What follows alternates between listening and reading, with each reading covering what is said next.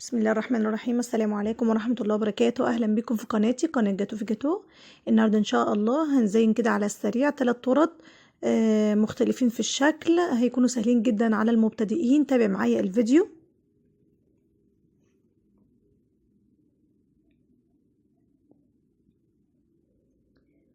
أول تورتاية كده أنا حشيتها طبعا اختصارا للوقت وغلفتها من بره.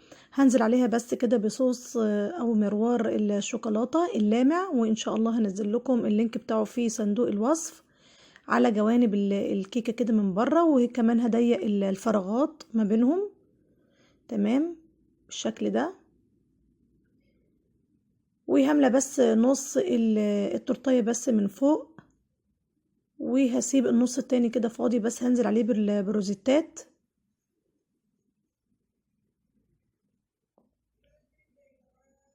الجميل في التورت ديت ان هي سهله جدا وبسيطه، وكمان سهله على المبتدئين. ولو انتي مستعجله وعايزه يعني تزيني باقصى سرعه، ممكن تعملي النقشات دي سهله جدا وبسيطه، ومش محتاجه كمان فورمات كتيره. الفورمه دي او البلبله ديت اللي هي اكبر من بتاعه الكتابه كده، يعني الواسعه شويه. هعمل خطوط كده بالكريمه العاديه خالص بالشكل ده.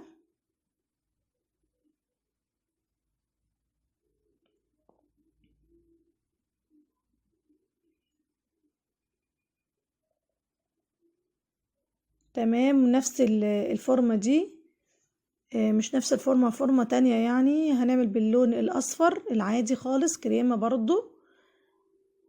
في الناحية التانية ممكن تستخدمي طبعا أي لون براحتك، يعني ممكن تستخدمي اللون مثلا البينك، مثلا اللون الأحمر، اللون الموف. تمام. هزينها كده بالكريسب النبيتي ده، عشان لو حطيت لها كريسب لونه مذهب ما كانش هيظهر اكتر.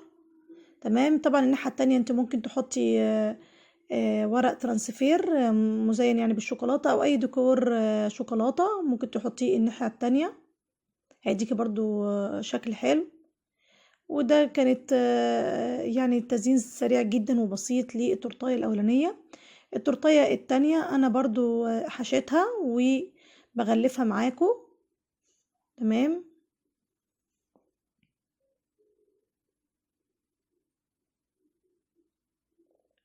طبعا انت بتاخدي وقتك يعني براحتك خالص في التغليف من بره، زي ما اتفقنا هو بياخد وقت شوية.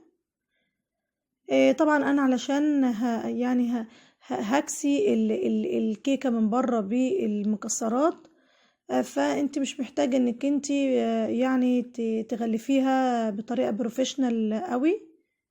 تمام. او تمليها بالكريمة يعني الكتير. تمام. انا طبعا حطيت لها فول سوداني من بره، طبعا اي مكسرات انتي متاحة ليكي. ونفس التيب برضو استخدمته في الورد اللي فوق دي. تمام بالشكل ده. انا هجيب طبعا فراولة وهقطعها بالمنظر ده.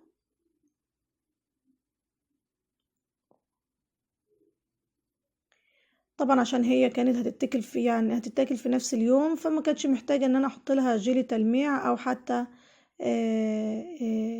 جيلي العادي الاحمر. تمام.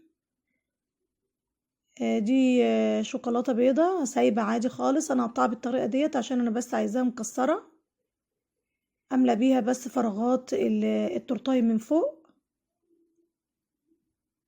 بالشكل ده. يعني التورتايه دي كمان ممكن تنفع في اعياد الميلاد، سهلة جدا وبسيطة للمبتدئين، مش محتاجة بس احترافية خالص.